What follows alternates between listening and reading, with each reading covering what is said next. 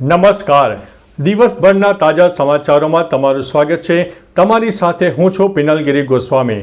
સમાચારો વિસ્તારથી જાણીએ એ પહેલા મહત્વના સમાચારો ઉપર એક નજર. મિત્રો, આજની વિડીયોમાં વાત થશે પાટીદાર સમાજ એકઠો થયો છે. મોરબીમાં પાટીદાર સમાજના ઘણા યુવાનો છેતરાયા છે. વ્યાજના ચક્રમાં કે પછી હની ટ્રેપમાં ફસાયા છે. તેથી પાટીદાર યુવા સંઘની આગેવાનીમાં સનાળા ગામે પટેલ સમાજવાડીમાં સંમેલન યોજાયું હતું, જેમાં પાટીદાર યુવાનો સહિતના ઘણા લોકો હાજર રહ્યા હતા. દરમિયાન મોરબીમાં વ્યાજખોરો સામે તાત્કાલિક ફરિયાદો લેવાઈ છે. ગુજરાતમાં ઓનલાઈન ગેમિંગ અને ઓનલાઈન સટ્ટો સદંતર બંધ કરાય તેવી માંગ કરવામાં આવી છે. મિત્રો, અન્ય મહત્વના સમાચારની વાત કરીએ તો અમદાવાદથી મુસાફરી કરનારા ધ્યાન આપો. 2025થી પશ્ચિમ રેલવેમાં અમદાવાદ ડિવિઝનની ટ્રેનોના ટાઈમ ટેબલમાં બદલાવ કરવામાં આવ્યો છે. પશ્ચિમ રેલવે સત્તાવાર નિવેદન જારી કર્યું છે. તે મુજબ 1 જાન્યુઆરીથી અમદાવાદ ડિવિઝનમાંથી પસાર થતી 262 ટ્રેનોનો સમય વહેલો કરાયો છે, જેમાં ટ્રેનો તેમના અગાઉના સમય કરતાં 5 થી 45 મિનિટ સુધી વહેલી આવશે. 55 ટ્રેનોનો સમય મોડો કરાયો છે. આ ટ્રેનો 5 થી 40 મિનિટ સુધી મોડી આવશે. મિત્રો, અન્ય મહત્વના સમાચારની વાત કરીએ તો શનિવારે રાજ્યમાં રેકોર્ડ તૂટ્યા છે. રાજ્યમાં શનિવારે આ સિઝનની ઠંડીના રેકોર્ડ તૂટ્યા છે. રાજ્યમાં 2 થી 3 ડિગ્રી તાપમાન ઘટ્યું છે. સૌથી ઓછું નલિયામાં 5.6 ડિગ્રી તાપમાન નોંધાયું છે. રાજકોટમાં 9.3, ડીસામાં 13, ગાંધીનગરમાં 14, અમદાવાદમાં 15, વડોદરામાં 17.8, ભાવનગરમાં 14.5, ભુજમાં 10.4, દ્વારકામાં 14.4, કંડલામાં 13, સુરતમાં 17 તાપમાન નોંધાયું છે. તાપી અને નવસારીમાં વહેલી સવારથી જ ધુમ્મસની ચાદર પથરાઈ ગઈ હતી. ધુમ્મસના કારણે હાઈવે પર 0 વિઝિબિલિટી પણ થઈ ગઈ હતી. મિત્રો, અન્ય મહત્વના સમાચારની વાત કરીએ તો ગુજરાતમાં આવ્યો છે જોરદાર ભૂકંપ. કચ્છની ધરા ફરીથી ધ્રુજી ઉઠી છે. મળતા અહેવાલ પ્રમાણે કચ્છમાં 3.2ની તીવ્રતાનો ભૂકંપનો આંચકો આવ્યો છે. કચ્છમાં સવારે 10:05 ભૂકંપનો આંચકો અનુભવાયો છે. ભૂકંપનું કેન્દ્રબિંદુ ભચાઉથી 18 કિલોમીટર દૂર નોંધવામાં આવ્યું છે. મિત્રો, અન્ય મહત્વના સમાચારની વાત કરીએ તો નીતિશ રેડ્ડીને 25 લાખ રૂપિયાનું ઇનામ. આંધ્ર ક્રિકેટ એસોસિએશને નીતિશ રેડ્ડીને 25 લાખ રૂપિયાના ઇનામની જાહેરાત કરી છે, કેમ કે મેલબોર્નમાં ઓસ્ટ્રેલિયા સામેની ચોથી ટેસ્ટ મેચના ત્રીજા દિવસે યુવા ઓલરાઉન્ડર નીતિશ રેડ્ડીએ પોતાની કારકિર્દીની પહેલી સદી ફટકારી હતી. આ સદી ભારતીય ટીમ માટે ઘણી જરૂરી હતી. નીતિશે ચોથી ટેસ્ટમાં ભારતના દાવમાં 189 બોલમાં 114 રન બનાવ્યા હતા. આ ઇનિંગ ભારત માટે મહત્વની રહી છે.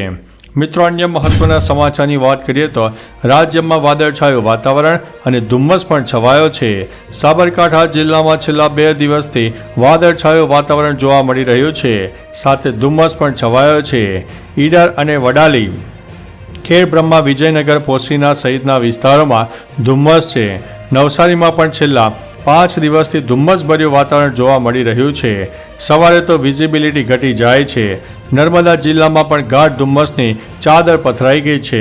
ઠંડીનો ચમકારો હવે ધીમે ધીમે વધી રહ્યો છે. મિત્રો, અન્ય મહત્વના સમાચારની વાત કરીએ તો મન કી બાતમાં મોદીનો ખાસ મેસેજ સામે આવ્યો છે. મન કી બાતના 170મા એપિસોડમાં ઘણા મુદ્દાઓ પર પોતાના વિચારો વ્યક્ત કર્યા હતા. તેમણે કહ્યું છે કે 13 જાન્યુઆરીથી સંગમના કિનારે મહાકુંભનું આયોજન થઈ રહ્યું છે. જ્યારે આપણે કુંભમાં ભાગ લઈએ ત્યારે સમાજમાં વિભાજન અને નફરતની લાગણી દૂર કરવાની પ્રતિજ્ઞા લઈએ. કુંભ આયોજનમાં પહેલીવાર AI ચેટબોટનો ઉપયોગ કરાશે. ક્યાં કોઈ ભેદભાવ નથી, કોઈ મોટું નથી કે કોઈ નાનું નથી. મિત્રો, અન્ય મહત્વના સમાચારની વાત કરીએ તો 31મી પાર્ટીમાં ડ્રોન અને CCTVથી પોલીસની વોચ. નવા વર્ષની શરૂઆતને માત્ર હવે એકાદ દિવસ બાકી રહ્યો છે, ત્યારે પોલીસે લોકો સાથે સારી રીતે તહેવાર ઉજવી શકે તે માટે એલર્ટ થઈ ગઈ છે. અમદાવાદ, સુરત, વડોદરા અને રાજકોટ સહિતના શહેરમાં નવા વર્ષને આવકારવા માટે 31st પાર્ટીઓનું આયોજન કરાયું છે. આ ઉજવણી દરમિયાન રાજ્યમાં કોઈ અનિચ્છનીય બનાવ ન બને તે માટે પોલીસે પણ ખાસ એક્શન પ્લાન તૈયાર કર્યો છે. મિત્રો, અન્ય મહત્વના સમાચારની વાત કરીએ તો દેશનું પ્રથમ નેશનલ મેરીટાઈમ હેરિટેજ કોમ્પ્લેક્સ સામે આવ્યું છે. લોથલમાં દેશનું પ્રથમ નેશનલ મેરીટાઈમ હેરિટેજ કોમ્પ્લેક્સ બનાવવામાં આવશે. કેન્દ્રીય મંત્રી સર્વાનંદ સોનોવાલ, મનસુખ માંડવિયા સહિત મુખ્યમંત્રી ભૂપેન્દ્રભાઈ પટેલે કોમ્પ્લેક્સના કાર્ય પ્રગતિની સમીક્ષા કરી હતી.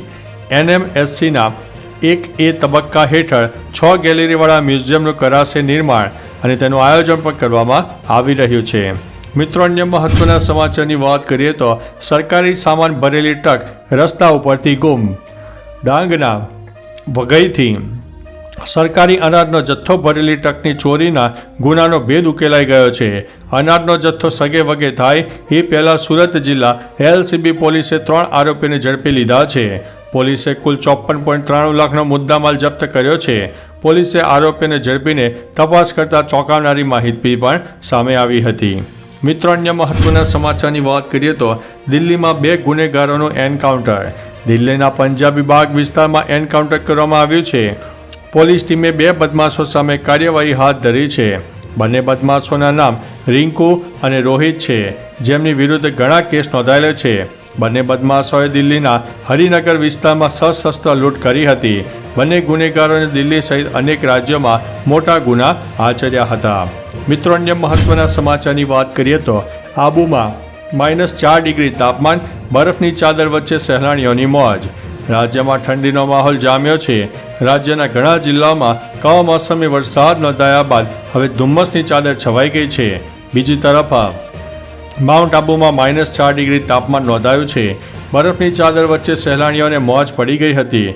ઠંડા બર્ફીલા પવનો ગુજરાત તરફ આવતા ગુજરાતીઓ ઠૂંઠવાયા હતા. હાલમાં ગુજરાતમાં સૌથી ઓછું 5.6 ડિગ્રી તાપમાન નલિયામાં નોંધાયું છે. એરપોર્ટ પર અંધારપટ છવાઈ ગયું છે. તો ચાલો મિત્રો, ફરીથી દેશ અને દુનિયાના સુપરફાસ્ટ સમાચાર લઈને મળતા રહીશો. ત્યાં સુધી અમને રજા આપશો. નમસ્તે.